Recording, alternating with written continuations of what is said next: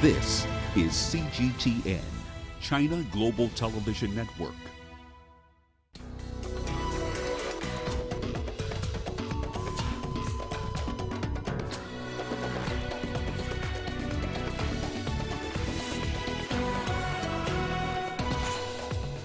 Stacks of cash presented as evidence against former Sudanese President Omar Al Bashir. Drought and Al-Shabaab extortion driving thousands of Somalia citizens out of their country into Ethiopia. And hundreds of protesters arrested at climate change protests in Paris. Hello and welcome to Africa Live. As always, great to have you with us. I'm Richard Nta, live in Nairobi. And for those of you joining us from across the continent and around the globe, we thank you for joining us. Let's take a look at other stories making headlines this hour. Egypt decides to remove all three-wheeled auto rickshaws or tuk-tuk taxis from the cities. And in sports, African sides register losses in their opening matches of the Rugby World Cup. Welcome to Africa Live. Once again, we begin with the trial of Sudan's ousted leader, Omar Al Bashir. On Saturday, the prosecution presented in court evidence against the ex-president who is on trial for corruption and possessing illicit currency. CGTN's Daniel Arab Moy reports. This is the evidence that the prosecutor presented to the Sudanese court. Millions of euros and Sudanese pounds unearthed in April at the residence of ex-president Omar Al Bashir. The sums of money that were found in the possession of the president are not illegal. Whether it was $1 million or $100 million, it is not a crime according to the bylaws of the Central Bank of Sudan. Trading in foreign currency is what constitutes a crime. 4 witnesses spoke in defense of the hosted leader, including ex-Minister of State Abubakar Hawad. Last month, Bashir himself spoke in public for the first time from the defendant's cage. He admitted to receiving $25 million from the Saudi Crown Prince Mohammed bin Salman, but he denied that the money was received or used for his own benefit. The president cannot be a currency trader. These sums of money were offered as means of support to some institutions which need strategic goods, including wheat. The defense maintains that the president is not a public official that can be held accountable in such a manner. The court has been adjourned until the following week. Daniel Arab Moy, CGTN. Iranian President Hassan Rouhani will present a plan for creating security in the Gulf in cooperation with other countries in the region when he attends the United Nations General Assembly in New York this week. This year we will go to the United Nations with the slogan of hope and coalition, and we will put forward an initiative called Peace and Hope in Hormuz. We will offer this plan to the world in the coming days. This plan means that with the cooperation of regional countries, Iran can create security in the region, in the Persian Gulf, Oman Sea, and Strait of Hormuz. While addressing a military parade in Tehran, Rouhani said Western powers had always been a calamity for the region. He warned that the presence of foreign forces in the Gulf could cause problems for the world's energy security. Rouhani said Iran extended its hand of friendship and brotherhood to its regional rivals despite what he called their past mistakes. He was speaking a week after a missile and drone attack on Saudi Arabia's oil infrastructure. The United States has blamed the attack on Iran, although Tehran has denied any involvement. In the aftermath, U.S. President Donald Trump on Friday approved sending more American troops and military equipment to Saudi Arabia and the United Arab Emirates. Earlier, Iran's Foreign Minister Mohammad Javad Zarif also commented on the accusations by the U.S. that Iran was involved in the attacks. Talk about the incentives, and if you talk about who's winning, the United States is the biggest winner because it sells its military equipment that are even incapable of preventing the Yemenis from attacking with all the sophisticated U.S. weapons in the hands of Saudi Arabia, but they can sell more weapons, they can sell more oil. We cannot sell oil. It doesn't matter how much oil, how much the price of oil goes up. We cannot sell oil. But the United States is finding new markets for its shale oil, for its shale gas. So if you want to look at incentives, and through incentives reach the conclusion who is benefiting from this, the US and Israel are benefiting the most from this situation. So let's look at the realities. The reality is that by saying that it was too sophisticated, well, the missile that brought down the most sophisticated US drone was made in Iran. Did we get help from anywhere? We were prevented from getting the minimum requirements of our defense, but we built it ourselves. Desperation, as they all say, is the mother of invention. When you see your children maimed, when you see your babies killed, that gives you enough incentive. By the way, the previous government of Yemen had a huge stockpile of sophisticated weapons. President Ali Abdullah Saleh, who was supported by everybody, had a lot of weapons that he bought from everywhere because he wanted to build a very strong army, being a dictator. And that's how these people, the new people in Sana'a, the Houthis as you call them, the Yemeni government, as a lot of people call them, have a lot of weapons at their disposal, and the requirement to defend themselves gives them the creativity to make the changes necessary. And they have claimed responsibility. Is Iran helping the Houthis defend themselves? No, we have supported the Houthis. We have supported the Yemenis. But we have said time and again that these have been made by the Yemenis, have been fired by the Yemenis, and that's what they have said too. Saudi Arabia's foreign minister says preliminary investigations have confirmed Iranian weapons were used in last weekend's oil facility attacks. Saudi Arabia has asked the United Nations to send experts to contribute to the investigation. We are in consultations with our allies and friends with regards to the next steps that we need to take. We are awaiting the final results of the investigation with regards to the attack, and in particular where it originated from, so that we can build a response on that. Meanwhile, in France, police fired tear gas at climate protesters on Saturday and reportedly made 163 arrests. Officers dispersed a yellow vest protest, which coincided with authorized demonstrations on climate change and pension reforms. The police also clashed with black masked demonstrators who infiltrated the otherwise peaceful climate march. Authorities had mobilized a massive police presence, fearing that activists, including Black Bloc anarchists, would take advantage of the authorized protests. 7,500 officers were deployed and over 30 subway stations were closed. Several districts, including the Champs-Élysées, were made out of bounds for demonstrators. The latest Paris protesters come just days ahead of a UN summit on climate change, where French President Emmanuel Macron will be among those speaking. Emmanuel Macron is always perceived as the champion of the earth on an international level. It was the case during the G7. We are now a few days away from the UN summit, and he still carries this nickname and his grand speeches.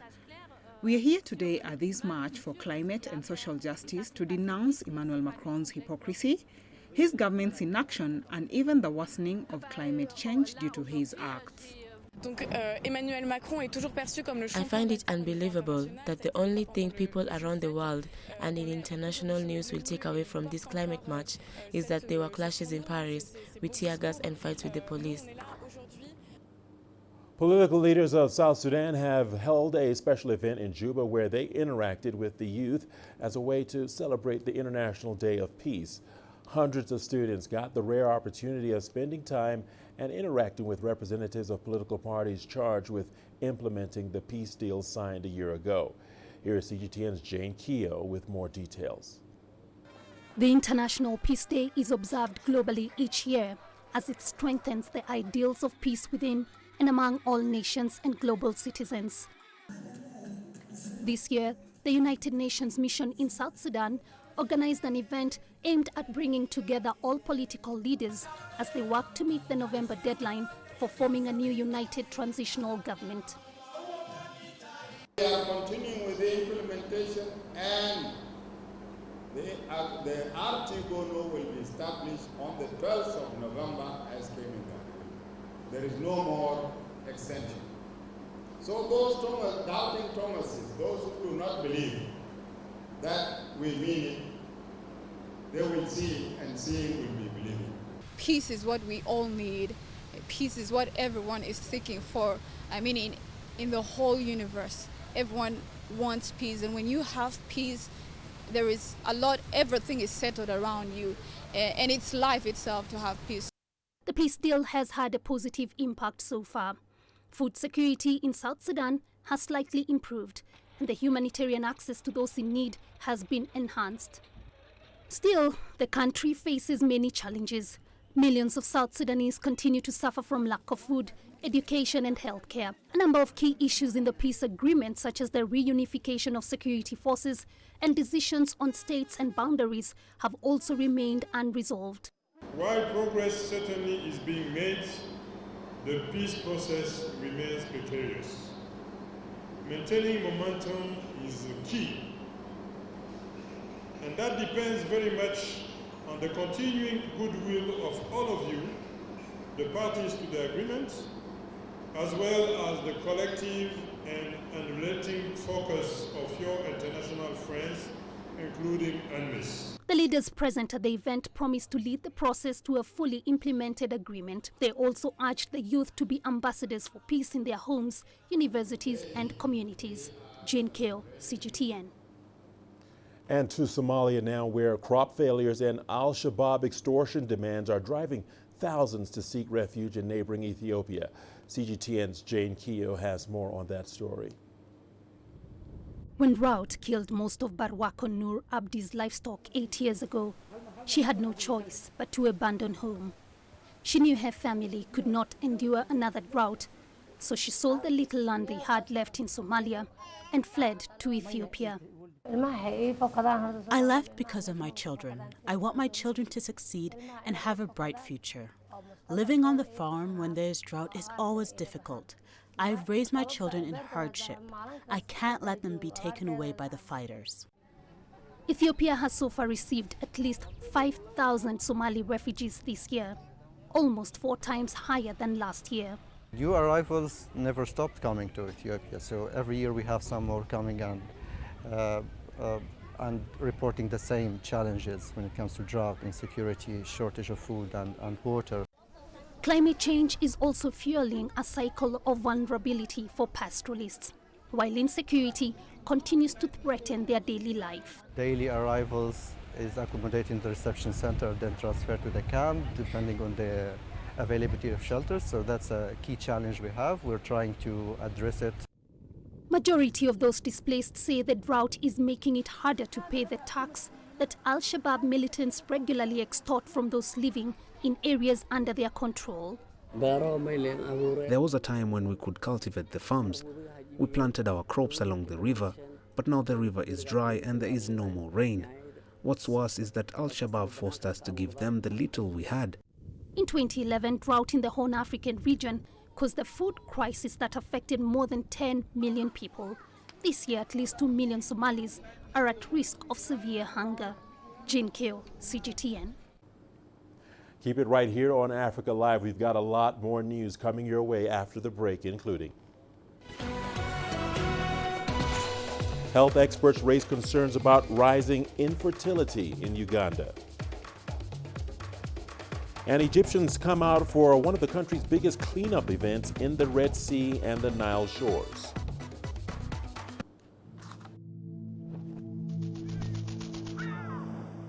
How will your world change today?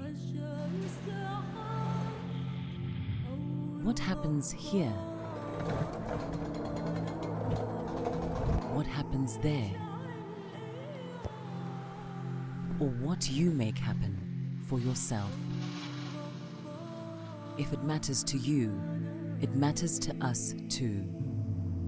Your stories, are these stories that need to be told. Africa Live. Find your voice.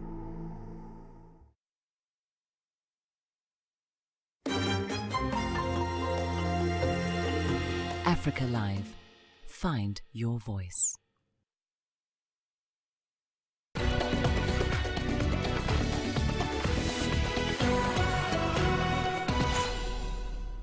Welcome back. Health experts in Uganda are raising concerns about the rising cases of infertility in the country. According to last year's figures from Uganda's health ministry, about 10 to 15% of couples cannot have children due to infertility, and this number is likely to rise. They attribute the problem to unsafe health practices and obesity. CGTN's Hilary Ayasiga reports. Claire at Kwasize delayed giving birth for 7 years. She had a hormonal imbalance. I was not able to have a hormone which makes me have my eggs released on time to be fertilized to get a child. So I had that deficiency. After treatment, Claire finally conceived and had a baby. But many of her fellow patients are still struggling with infertility. 2 to 3 out of 10 couples actually have a problem conceiving, yes, at least in their first year of marriage. Yeah, so that's about almost 20 to 30%. So it's quite common. Doctors say infertility is caused by infections and obesity, among other things. One of the commonest problems is STIs, sexual transmitted infections.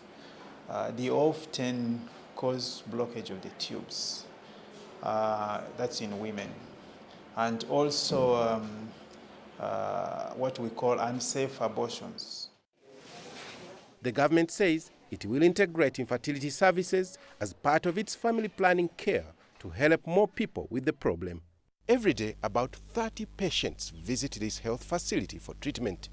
Doctors here say 70% of their clients have been helped. Uganda government has set up a public fertility center to address infertility issues.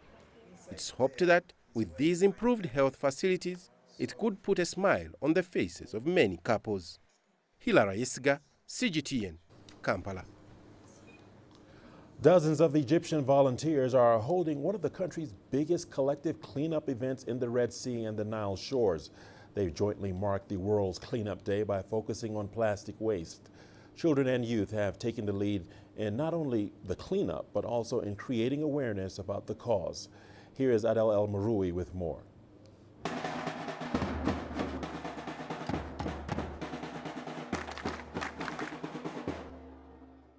With their bright-colored vests and life jackets, these young Egyptians catch the sight of anyone passing by in the pale River Nile landscape. Tirelessly, they are standing in the dirt, way beyond their comfort zone, to save the environment. This is one of the biggest cleanup events Egypt has seen this year. We are holding nationwide events to clean up all environments around Egypt. In the Red Sea, divers are cleaning up the seabed. In 5 different cities, our partners are removing plastic waste from the Nile shores. We want to send a message that Egypt can compare to great countries in plastic waste removal and recycling. During these cleanup cruises, volunteers here are more concerned with engaging young children. They want to create an environmentally aware generation. Our role is more than just removing plastic waste. When people see us in the boats, they notice what we do. We create awareness. They get to ask us questions and realize how important it is to volunteer in preserving the environment, and urge them to at least not throw plastic rubbish in the water and the streets. With some tutoring and awareness sessions, their impact is remarkable. Today, I understand how dangerous it is to our environment and our lives. How so many sea creatures eat it then die. And this is affecting the cycle of marine life. Now, I'm very interested in supporting the environment by all means. Egypt produces about 100 million tons of plastic waste a year. Investments in cleanup or recycling do not live up to this gigantic challenge. It's why many Egyptian initiatives direct their efforts to where it matters the most. And for a nation facing water poverty, there is no better alternative than to focus on the River Nile. Adil Mahroui, CGTN, Cairo. As South Africa celebrates Heritage Month, an extraordinary collaboration is underway between the Zip Zap Circus and the Johannesburg Youth Orchestra. CGTN's Julie Shire has more on this story. For over 28 years, Zip Zap Social Circus has made an international name for itself. The non-profit organization targets underprivileged kids in Cape Town and transforms them into talented artists. The most important ingredient is what we like to call circus magic, because we tell the kids that if they believe it, if they really believe it, it can come true. Once they start thinking like that, and they start, and they combine it with hard work and then the fun and the friendships that they make, and all those potions come together. And when they finally get to show what they've worked so hard for with their friends on stage in front of an audience, well, that's the circus magic. And the magic can now be seen and felt in Johannesburg. So proud, so proud to bring the talent of Cape Town to Johannesburg, to work with amazing talented singers as well, and the youth orchestra is just a dream come true, a very long dream coming true. Following 2 successful runs in Cape Town, Joburg audiences can now enjoy Journey Beyond, a symphonic circus with freshly ground Solis, Zolani, Mohala and Johannesburg Youth Orchestra. Zip Zap Circus is a world-class entity. They go all around the world and they do these incredible shows, and they are homegrown. And I really believe so much in the work that they do in terms of empowering youth. One of the many successful stories at Zip Zap is Jacobus. Affectionately known as Trumpy, he was introduced to the circus arts through the Second Chance program. Zip Zap has changed my life big time, especially being on stage, because back in the days I used to never speak to anyone. I used to just be myself, because since I grew up on the street most of my life, and living on the street you don't really share with people. So the time I came to Zip Zap, they actually made that possible for me to able to do. And actually today I can say they are the best family. These are ordinary kids accomplishing extraordinary feats. It's an authentic celebration of the country's talented youth and cultural diversity, and audiences can anticipate a visual musical journey that pushes boundaries. Julie Shire, CGTN, Johannesburg, South Africa. South Africa has held an exhibition to celebrate the 70th anniversary of the founding of the People's Republic of China. Many have expressed their good wishes for the coming birthday of their motherland, which falls on the 1st of October. Let's have a look.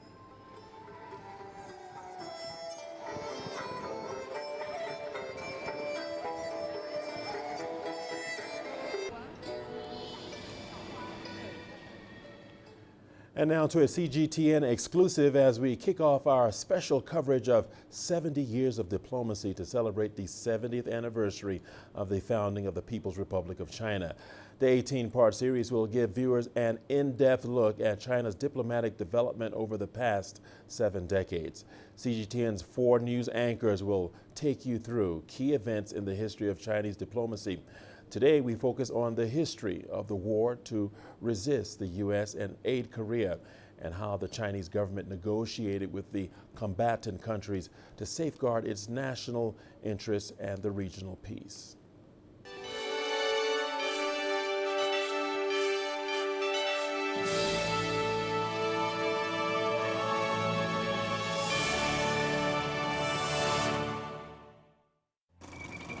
In June 1950, the Korean War broke out after the peninsula split by the north and south. The United States sent troops while dispatching fleets and aircraft to meddle with Taiwan and the Sino-Korean border.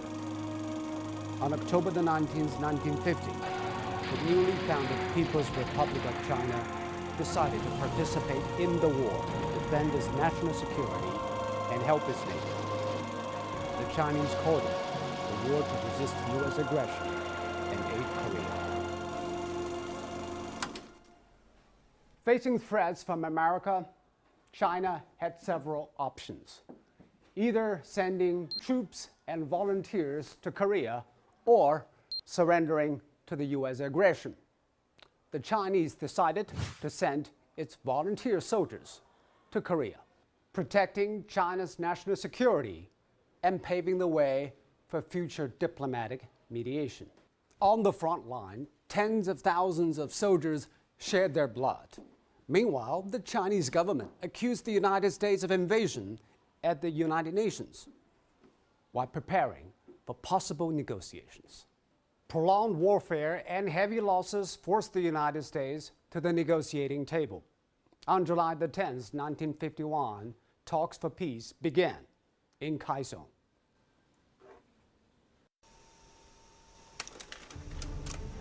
Both Korean and Chinese delegations proposed to stop the military confrontations, define the 38th parallel as the separating line, set up the demilitarized zone, and return prisoners of war.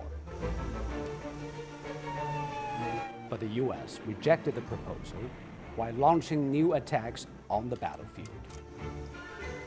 But its advanced weapons failed to give Washington an upper hand. Eventually, after talks stalled and resumed for several rounds, the parties signed the Korean Armistice Agreement on July the 27th, 1953, ending 3 years of fighting. The Chinese safeguarded their national security and won international recognition. The war was also important to China's diplomacy. The government tried to solve conflict through negotiations and gain experience while doing so. But the war was also a painful experience for China. More than 180,000 Chinese soldiers were killed, with many more injured or missing. The war has escalated the confrontation between China and the United States and put a dent on China's social and economic development. After the Korean War, peace became the priority for China. In the next episode, we'll look at the proposal of the 5 principles of peaceful coexistence and how China made its voice known in the world. Well, we'll see you on the other side of the break with more news. Here's a look at what's ahead with our business. Egypt decides to remove all 3 wheeled auto rickshaws or tuk-tuk taxis from its cities. And Rwanda's shoe brand thrives after training and support from China's Alibaba Business School. You don't find the stories of North Africa by sitting on the sidelines. You've got to get out, go there, and you'll find them. In the bazaars of Casablanca, among the crowds in Cairo, Who come to visit Cairo, the ancient capital of Egypt. along the waters of the Nile, along the sands of the Sahara. No one else will take you where we can in North Africa. No one else will show you what it's all about. CGTN, see the difference.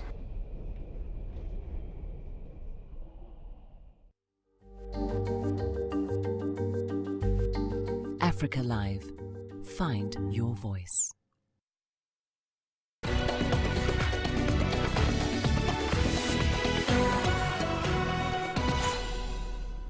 Welcome back. 2 sisters in South Africa's Pretoria provide sustainable solutions with handcrafted homeware.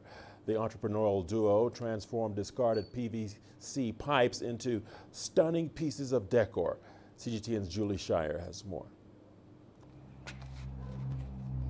My name is Michelle. I am a South African in business with my sister. We are Moscrip. So basically this Moscrip started 3 years ago as a full-fledged company. And we basically all about sustainability and recycling. We're a fun, vibrant, young company that's just looking to make your house and home beautiful in a sustainable manner. We wanted to make a product that's sustainable, that would last, and that's good quality from recycled material, and at the same time cleaning up the environment. We've also realized that customers respond well when companies are actually taking care of the environment and taking mind for future generations to come and how we choose to preserve the natural resources. First and foremost, it's a laundry basket. So it's a washing basket, but our clients are quite creative. Some of them have mentioned that they actually don't put anything in it. Some people use it as a planter. Some people use it as a planter for outside. So we've got some creative people out there that are using it beyond a washing basket.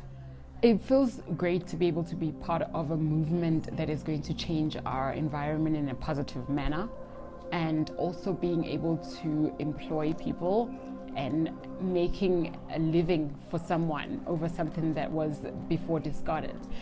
This thing that people would have not even thought of is now taking people to schools and putting meals in people's tables, and this is something that is amazing for us. At the moment, are trying to continue to provide our customers with quality products. So we are on an organic journey where we are trying to grow organically, but at the same time we are thinking of ways in which we can continue bringing quality, products to our customers in future. So we do obviously have plans to grow our product range in the future. We are looking at evolving the range specifically. There's so much more that can be done with PVC, and we're just only getting started. We cannot wait to introduce what we have lined up coming up in the next coming weeks. Upcycled, recycled, and repurposed. The three words that are driving this business and proving that sustainability can be beautiful and practical. Judy Shara, CGTN, Pretoria, South Africa. The Egyptian government has announced an ambitious plan to phase out over 3 million three-wheeled vehicles and replace them with minivans in an effort to enhance safety in the transport sector. CGTN's Yasser Hakim brings us all the details. The accurate number of tuk-tuks in Egypt is not known because most are not licensed. Tuk-tuks had grown popular recently because it's a cheap form of transportation and handy in small streets and neighborhoods. However, these tuk-tuks, for most people, are a cause of concern.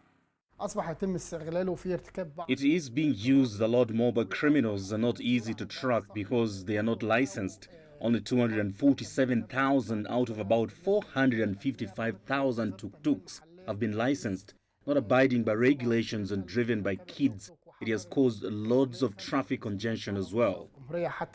Hence the decision to cancel all tuk-tuks. Cancelling the tuk-tuk is essential because it's void of any safety to the passengers and traffic. It has to be replaced with something that is more reliable and safe. It's important to guarantee an alternative source of income for all those who will be out of work when the tuk-tuk is cancelled. We should not create a social problem when trying to solve the tuk-tuk issue. The minivans are seen as the more suitable alternative by the government. The new vehicles will all be licensed, well organized and monitored.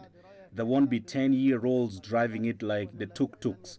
It will greatly reduce crime, traffic issues and chaos in the streets. Tuk-tuks might be restricted to small villages only. At the same time, the government is upgrading its public buses and mass transportation sector. Startups and hailing companies have also been allowed to operate buses in main cities to ensure a better quality of transportation services for the citizens. Yas Hakim for CGTN, Cairo. And to Rwanda now, where budding entrepreneurs have benefited from training provided by the Chinese Alibaba Business School. This is part of the global strategy launched by the Electronic World Trade Platform in Rwanda last October, which seeks to digitalize businesses in that country. CGTN's Mohammed Abubakar reports. 6 years ago, when Kevin Kagirimpundu first started her shoe brand Uzuri K&Y, she didn't expect that someday she will be selling online. In March this year, she attended the Netpreneur training program organized by Chinese Alibaba Business School, which seeks to transform businesses through digital technology. I was very, very inspired to make it happen, and after a month later, we're already online. It's cost effective for a small business to sell online. It's way more expensive to rent spaces. Currently, Uzuri K&Y has 3 stores in the country where shoes are made based on orders received. All of the orders of the shoes we produce, we receive them from Kigali Hat. It's there that they distribute into 2 different parts for the shoe to sell at Kigali Hat and the shoe to sell online. So they prepare for us the production sheet according to the client, how they want the shoes designed, and they send it to us. 5 months into the business, Kevin still feels the business continues to face challenges from the slow uptake of technology by clients. And even now, one of our tasks is that we need to create like content, teach people how to go from button to button. People want to pay with cash again, but then we're like, we don't take cash. And then they're like, okay, we advise them to put the money on mobile money and pay with mobile money. As companies continue to push their brand in the digital platforms, Kevin says there needs to be trust between companies and consumers for the industry to survive. Mohammed Abubakar, CGTN. Still in Rwanda, it's almost been a year since the Chinese Alibaba Group Holding launched the electronic world trade platform in Rwanda. The land of a Thousand Hills Coffee Company is one of the 3 selected coffee brands to work with Alibaba in the East African country. And as CGTN's Asatal reports, China is still new in the coffee market, but recent figures show that coffee consumption in the country is increasing tremendously. The initiative has greatly impacted Rwanda's coffee industry by creating many job opportunities and improving bilateral ties between China and the East African country. For others' market, we use it to sell green coffee. But for Chinese, they want the final product. That is among the impact of our partnership with Alibaba. It is helping a lot because it creates jobs. Also, they pay more because they give value, of course, to all the ways you passed to get that final product. So meaning that it's a good partnership. Only we wish them to increase the quantity they are asking. Yeah, and we encourage really Chinese to love Rwanda coffee. China is known to be a nation of tea drinkers, but the coffee market is slowly taking off. Farmers in Rwanda say the quantity of coffee they export to China is still very low. Due to China's recent improvement in the coffee market, Rwandan coffee makers are confident that they will be exporting more coffee to the country in the near future. And because Rwanda is a landlocked country, shipping coffee products to China has been a difficult task. In June this year, Rwandair launched their direct flight from Kigali to Guangzhou, which will further boost the exports of these coffee makers. Before, we don't have any other direct flights. They had to go via other countries. Now we have a wide-body aircraft which can export huge quantities of goods from Rwanda to China. So we're looking forward to facilitating all our exporters in terms of growing their businesses. Within a very short period of time, that the doors and windows have been opened just for the 2 countries, just to exchange goods, services, training. Now the relationship between China and Rwanda have entered the best ever era. Through the Alibaba initiative, China has become close trading partners with Rwanda. Astatal, CGTN. You are watching Africa Live on CGTN. We've got a lot more remarkable, wonderful, and inspiring stories coming your way. Let's take a sneak peek at what's coming up. South Africa's Mdlovu Youth Choir gets a hero's welcome after reaching the finals of America's Got Talent. Join us in global business and see Africa through our eyes. The greatest journeys, the greatest sights, the greatest adventures. Here in Kanata, this weir allows the locals to walk on water. We're far more than just TV news. We're your passport to the wonders of Africa.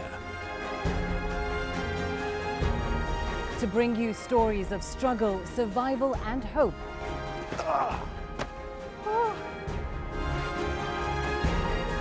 So let's explore.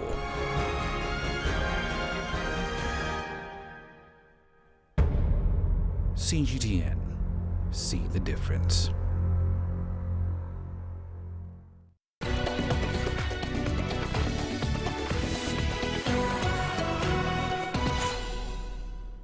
Welcome back. Here in Kenya, a concert has been held ahead of celebrations to mark the 70th anniversary of the founding of the People's Republic of China. The event was attended by representatives from the Chinese Embassy in Kenya, senior university staff, students, and the public. The University of Nairobi also hosts the Confucius Learning Institute, where students learn Chinese while also fostering a cultural exchange between the two countries. Today, my colleagues and I are particularly happy and honored to be here. The staff of our Chinese embassy in Kenya, together with the Chinese in Kenya, are singing for our country, singing for the achievements of the past 70 years, and singing for the great dream of our national rejuvenation. Well, South Africa's Ndlovu Youth Choir has returned home to a hero's welcome after reaching the finals of America's Got Talent. The group was the first African act to come within touching distance to the $1 million prize, which came down to a vote by the American public. The youngsters are back home in South Africa before they jet off to the Netherlands. CGTN's Julie Shire reports. The Ndlovu Youth Choir delighted family, friends and adoring fans with a short concert when they returned home. The America's Got Talent finalists from Motse Village in Limpopo won the hearts of the world with their performances. We never imagined that we can be in that stage. It's the top biggest stage in the world. What I'm taking back in my village is that to give other children a chance. It's not for me only. It's just to share the hopes and dreams that we have. Love. That is the main thing. We're going to spread love when we come back home, and we're going to still remain the same. When we went to America and when we come back, we are still the same. Nothing has changed. We're still going to be loving people and, yeah, just love. It wasn't the fairy tale ending they were hoping for, but the group's fortunes didn't end there. The choir barely stepped off the plane when they received news of a record deal. Yeah, well, we were contacted this evening by Psycho, Simon Cowell's company, and together with Sony Music South Africa, we're going to be releasing an album shortly. We're very, very excited about it. To me, what's important is a lesson of excellence. It's a lesson of hard work pays off, discipline pays off, dedication pays off. It kicks off a new chapter in the Ndlovu story and paves the way for other young people who have nothing more than a dream to hold on to.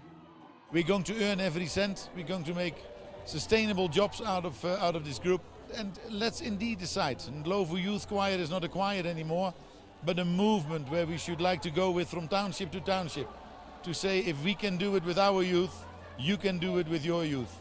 The Ndlovu Youth Choir may not have come home with a grand prize, but they have a bright future to look forward to and will soon start recording their debut album. Julie Shara, CGTN, Johannesburg, South Africa. Well, we've got our sports news coming up after the break. Don't go away. Don't touch that dial. Here's a look at the headlines. African sides register losses in their opening matches of the Rugby World Cup. Africa, where champions are made, records are broken,